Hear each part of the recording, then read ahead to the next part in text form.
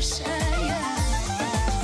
Məndən soruşma hardasan, qəlbimi yar bax ordasan. Qoymaram özgələr görə, saxlaram gizliyə gizliyə. Qorusun bizi yaradan, ayrılıqlardan, bəladan. Qəlbim döyünər qəlbində, qorxuram gözləyə gözləyə.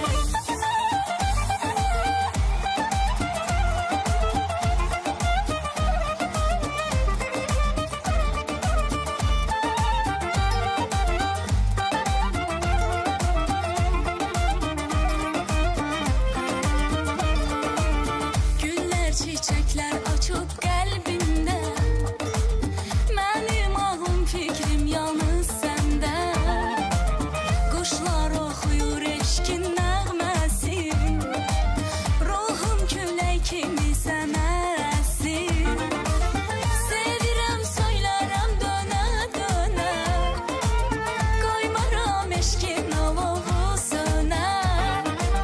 Sən də sarıl mənə səssiz səssiz, əlimi tut qoyma məni sənsiz.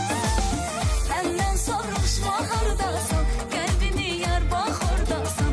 Qoymaram özgələr görə, saxlaram gizliyə gizliyə. Qorusun bizi yaradan, ayrılıqlardan, bəladan. Qəlbim döyünər qəlbində, qorxuram gözləyə gözləyə. Məndən soruşma hardasan, qəlbimi yar bax ordasan. Qoymaram özgələr görə, saxlaram